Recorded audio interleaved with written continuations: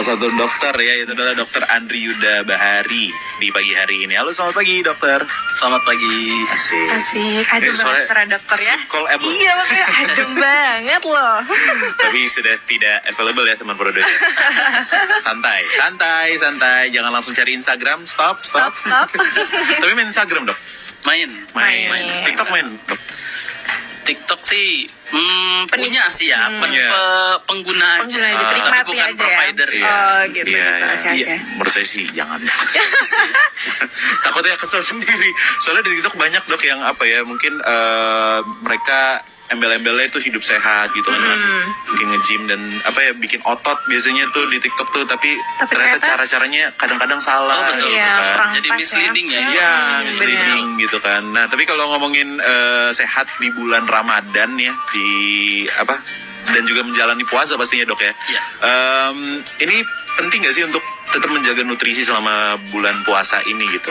Ya, sangat penting ya, karena kebugaran kita pada saat menjalankan ibadah puasa itu sangat pengaruhi juga dengan nutrisi keseimbangan kita ya.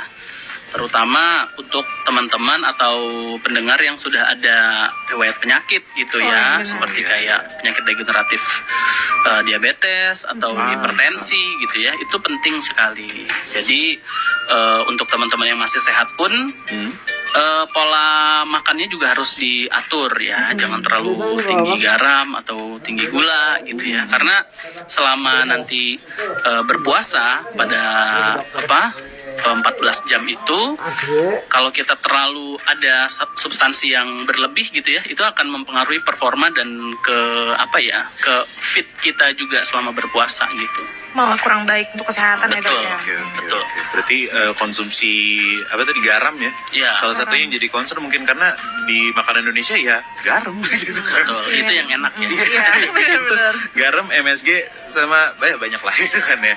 Berarti itu juga harus dikontrol nantinya gitu ya. Baik itu sahur maupun berbuka gitu ya. Oke. Untuk itu dok, bisa kasih nggak dok tips-tips buat teman Pro 2 gitu untuk bisa jaga kesehatan selama bulan puasa ini gitu? Ya prinsipnya sih keseimbangan ya dari apa yang kita konsumsi, yaitu untuk dari segi makanan dulu ya. Jelas tinggi cairan ya, karena selama kita 14 jam berpuasa kita perlu rehidrasi pada saat berbukanya nanti, dan juga pada saat sahur kita perlu dalam tanda kutip metabolisme yang baik juga, salah satunya dengan konsumsi cairan yang asupan cairan yang baik juga tadi. Jadi pilihannya sih yang lebih baik untuk konsumsi protein dengan serat ya, itu membuat kita lebih fit dibandingkan seperti kayak terlalu banyak nasi ya, karbohidrat ya, karena secara metabolisme juga kalau kita terlalu banyak makan nasi, itu kan nanti di dalam tubuh akan dirubah menjadi gula ya. Terlalu banyak gula itu semacam kayak lingkaran setan. Lebih banyak gula justru tubuh akan minta lagi singkatnya gitu ya, simpelnya ya. Itu membuat kita lebih cepat lapar lagi. Nah, begitu juga dengan garam ya. Garam harus dibatasi asupannya. Nah, karena sifatnya garam tuh menarik cairan.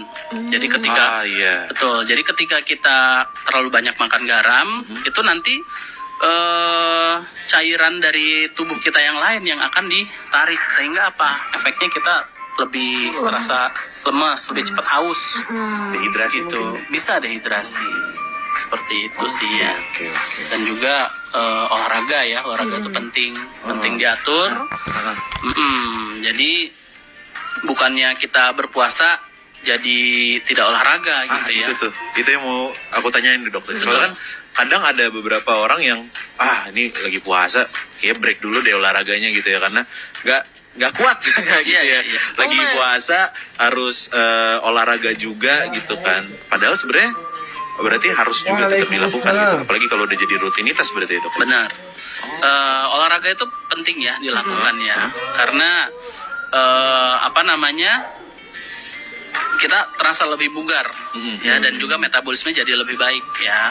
Nah, tapi yang perlu digarisbawahi adalah perlu diatur untuk jamnya dan juga intensitasnya, benar. terutama kita yang bukan atlet ya, jangan jam 12 siang gitu kan pergi ke lapangan bola main bola sendirian gitu kan. Jangan berasa urat mangun, jangan ya. Pulang minum itu mah. Anda bukan Ivar Jenner ya. Oke. Benar. Jadi lebih baik itu dilakukan dengan intensitas yang lebih ringan gitu ya. Yang penting tubuh kita bergerak gitu ya. Aerobik, senam, pilihannya itu lebih baik gitu ya. Dan juga ini tips nih untuk teman-teman mungkin yang sedang mau diet gitu ya. Nah, jadi olahraga dilakukan sore ya itu lebih jadi pilihan, karena seperti ini kita sudah kita berpuasa kan, tidak ada asupan dari luar, tidak ada asupan makanan dari luar, artinya tubuh itu mencari, ada mekanisme sendiri ya, mencari glukosa yang di luar dari asupan kita, di luar dari glukosa gitu. Nah itu contohnya dia akan memecah lemak gitu. Jadi seperti itu.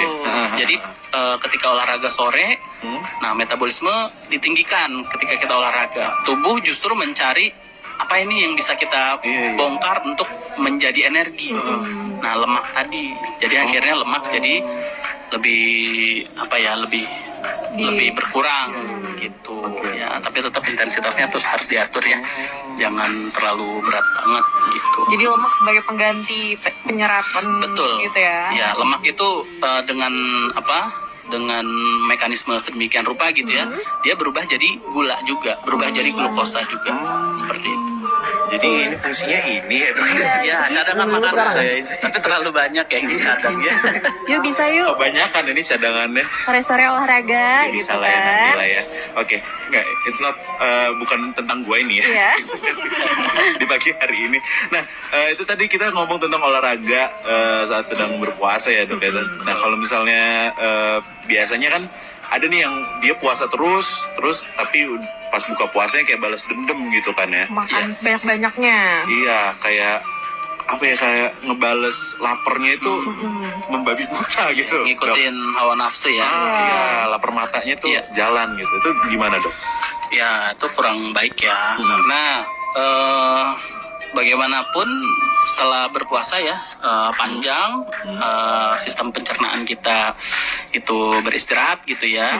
Perlu ada persiapan lah untuk kembali memperkerjakan memperkerjakan pencernaan kita lah. Manasin mesin ya dok. Iya, dipanasin. Jangan langsung dikasih sama kayak kita baru bangun tidur deh, tiba-tiba langsung kerja berat gitu ya. Perlu ada proses-prosesnya lah.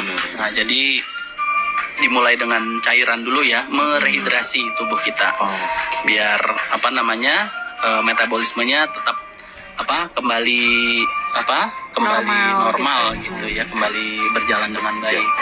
Nah, jadi setelah itu mungkin makan buah dulu ya, karena kan kalau bagi teman-teman pendengar yang muslim nih ya, itu kan sudah dianjurkan juga kan.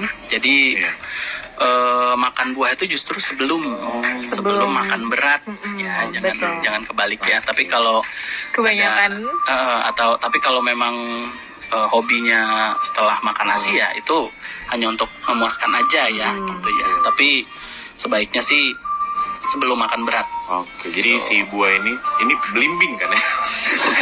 Bukan dong. Bukan. Buah kurma biasanya kurma. yang identik di bulan Ramadan gitu. Atau yang belimbing. tinggi cairan juga boleh. Cairan. Seperti kayak semangka. Semangka seger sih. Hey, siang dong, jangan dong makruh nanti ya. Yuk lanjut saja yuk. Jadi Oke, jadi memang harus diawali dengan sesuatu yang menghidrasi kembali gitu. Apa tadi? Rehidrasi. Selama ini saya cuma dengar dehidrasi terus gitu. rehidrasi itu Jadi kembali. lawan kata itu rehidrasi. Iya, berarti. Iya. Oke. Baru tahu bisa sekarang. dari buah-buahan ya dok ya. Oke, kalau makanan yang disaranin dok untuk dikonsumsi saat berbuka gitu supaya tetap sehat gitu. Apa mungkin selain kurma deh, kurma mungkin air putih dan sebagainya itu apa gitu? Sebenarnya prinsipnya seperti yang tadi ya, seimbang. Ya, tidak juga harus terlalu banyak ini, tidak boleh itu gitu ya, seimbang. Karena semua substansi itu ada gunanya gitu. Bahkan pun kolesterol ya. Ini kan banyak stigma masyarakat kan bilang wah kolesterol gini gitu ya. Memang betul. Apapun yang terlalu berlebihan itu akan membawa efek ya buruk juga, nggak baik gitu ya. Nah, jadi prinsipnya seimbang tadi ya, karbohidrat ya, protein, lemaknya juga, cairan seperti itu ya, dan juga buah-buahan juga itu penting. Emang berarti buah-buahan yang penting ya dok ya? Buah-buahan Iya, adalah kunci. baik juga. Nah, kalau misalnya buka puasa pakai buah durian Agak wangi ya? apakah masih disebut sehat? Kok bingung? Ya, jangan ya. Jangan ya teman Pro 2 ya. Kalau bisa Oke, carinya oke. banyak cairannya Banyak gitu. cairannya. Oke dok, kalau tadi itu saran-saran makan untuk dibuka puasa gitu. Tapi kalau untuk sahur apa tuh dok?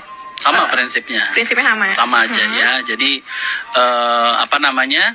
Tipsnya ya seperti saya bilang tadi juga ya. Jadi terlalu banyak gula, terlalu banyak garam itu membuat puasa kita kurang segar gitu. Justru banyak cairan, banyak protein itu membuat lebih bertenaga gitu ya. Protein dan serat itu membuat kenyang lebih lama. Seperti itu ya. Terus dok, Menarik ya. kan terus ada juga nih dok, kalau lagi puasa ini kan bawaannya lesu kan, pasti biasanya bawa pengen tidur terus gitu. Bener. Tapi kalau misalnya diselingin sama lari-lari pagi gitu di jam-jam 10 itu masih bagus nggak tuh dok? Ya prinsipnya gini ya, terlalu banyak tidur ya itu kurang baik juga ya, kurang baik juga. Walaupun sih sebenarnya kita dibilang tidur itu kan ibadah ya, iya. tapi pasti ada penjelasannya lebih panjang lagi Iya, kan, lebih rinci ya. lebih rinci ya. Itu mungkin setelah zuhur gitu ya, itu baik. Nah kalau terlalu banyak untuk tidur itu nanti akan mengganggu siklus tidur kita keseluruhan secara seharian. Iya, benar, gitu. benar, Jadi benar. terlalu banyak tidur pagi dan tidur siang, malamnya jadi nggak bisa tidur lagi. Oh iya, Nah, benar. Oh iya, efeknya benar. betul. Jadi efeknya apa ya? Kalau terlalu lama gitu kita tidak mendapatkan tidur yang berkualitas malam. Nah, efeknya tuh banyak, penyakitnya dan juga efek lainnya gitu ya. Kalau di bulan puasa jelas kita nggak tidur malam, paginya jadi ngantuk. Iya. Seharusnya kita bisa ibadah lebih banyak ya, tadarus atau kita sholat duha gitu ya. Nah, jadi malah tidur gitu. Dan malamnya juga seperti itu. Ada hormon itu yang diproduksi ya pada saat kita tidur lelap. Nah, itu melatonin ya. Nah, jadi ketika kita tidak tidur dengan baik malam, itu efeknya jangka panjang kita bisa terkena diabetes, terkena walaupun dengan pola makan juga ya, terkena darah tinggi ya, terkena jantung, dan juga dengan dengan hubungannya dengan hormon itu rentan stres. Oke. Nah, Tertampar saya. Iya. Baik. Saya suka obrolan ini. berarti emang harus tidur yang Oke, oke. cukup. Harus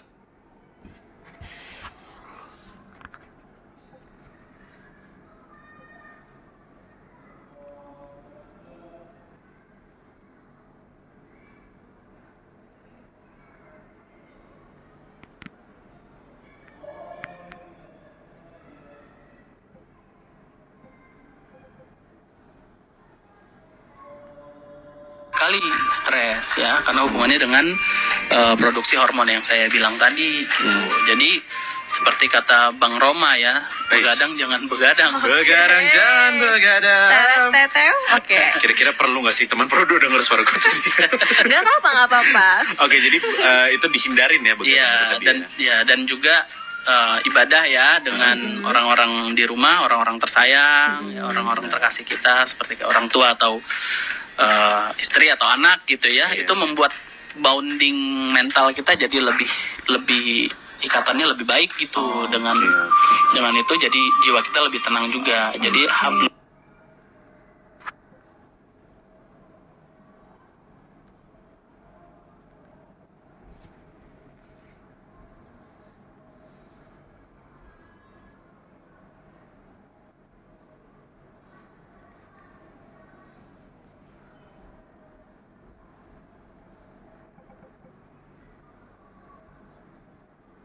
lifestyle anak muda sekarang?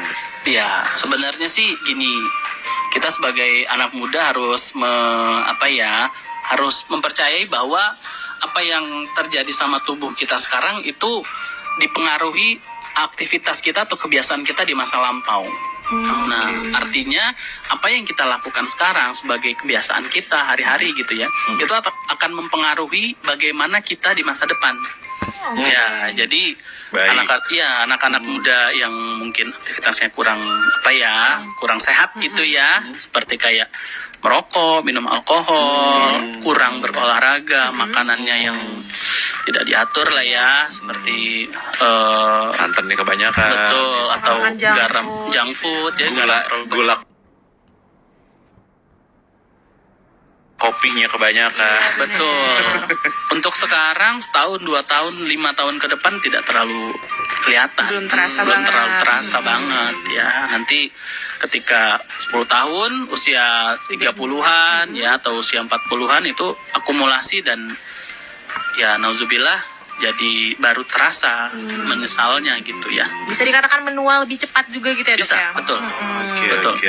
Anyway, teman Pro 2, kita masih barengan Dr. Andri Yuda Bahari, dokter dari RS atau Rumah Sakit Budi Medika ya, di pada pagi hari ini masih ngomongin tentang tips sehat menjalani puasa di bulan Ramadan. Nah, kalau misalnya di bulan Ramadan ini kita balik lagi ke yang kayak misalnya sahur dan juga berbuka gitu kan. Iya. Kalau buka itu kan berarti tadi sesuatu yang menghidrasi kembali, Rehidrasi. lagi gitu kan. Kalau sahur itu supaya mungkin bisa lebih longevity untuk tidak lapar atau tidak hausnya itu Iya. bisa lebih lama, itu tipsnya apa dok?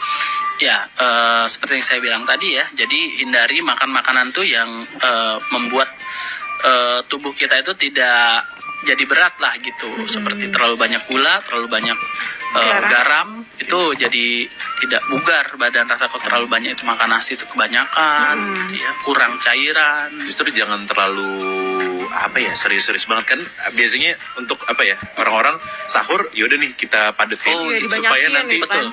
kayak ditabung gitu. Bener. Kan supaya Justru itu stigma yang kurang tepat ya, karena seperti yang saya bilang tadi, ada semacam lingkaran setan. Ketika tubuh diisi terlalu banyak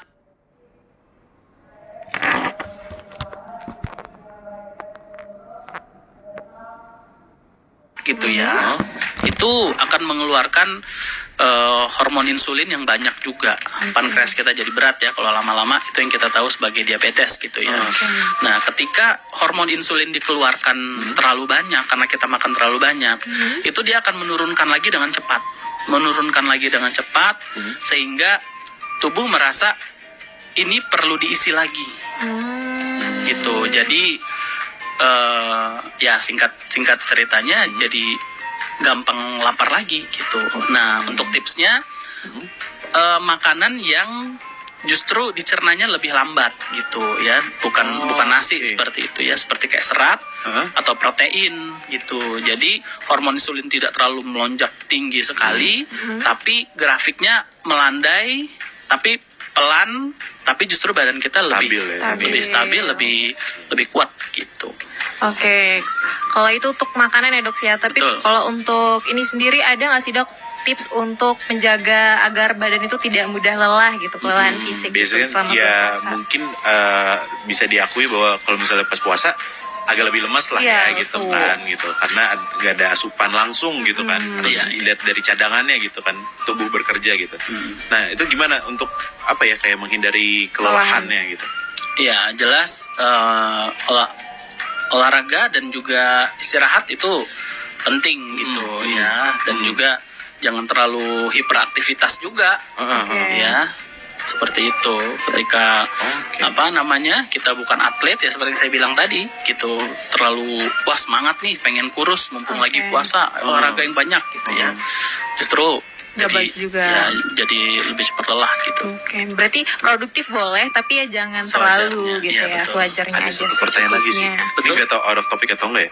Biasanya ada orang yang puasa juga aji mumpungnya, kayak nge-challenge diri sendiri. Gue bakal lamain nih, gue bukanya nih gitu kan. Siapa tahu nih bisa lebih Ditambah ya? kurus lah atau mungkin hal-hal sebagainya. Itu gimana dok?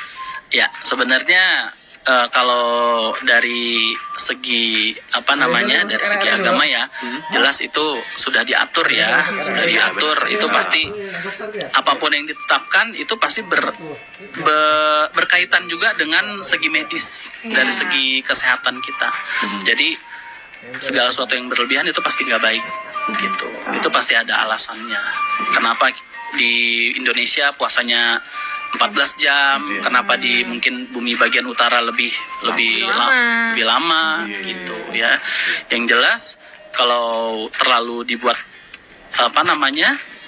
lama seperti itu, jelas itu ada ini juga ada acuan hadisnya juga ya, segera akan berbuka gitu. Dari situ aja kita udah kurang tepat gitu. Pasti berdampak juga dengan kesehatan. Itu juga berarti termasuk yang sesuatu challenge. Oke, gue nggak sahur nih. Gue nggak sahur nih kan. Let's see where this is going. Ternyata dia tidur seharian. Going to bed jadi. Dia bangun cuma untuk ngecek jam berapa gitu, lanjut tidur lagi gitu. Ya, atau main game ya. Benar banget ya. Berarti intinya kalau di puasa ini meskipun ya tetap puasa, meskipun menjalaninya juga mungkin ada lemes-lemesnya, dan itu fine ya dok ya, fine gitu kan, nggak apa-apa banget. Tetap harus ada aktivitas yang terjadi di situ gitu ya. Oke, ada nggak pesan-pesan nih untuk teman Pro 2 semua yang notabene mungkin yang masih muda-muda nih gitu kan? Ya, pesan-pesan untuk bugar ya selama berpuasa gitu ya. Oke, jadi ini penting ya, karena bagi pendengar semua mungkin ini pesan yang bisa dibawa pulang gitu ya. Jadi yang pertama pengaturan makanan ya. Pengaturan makanan itu terpengaruh sekali dengan, kalau saya singkatnya 3J.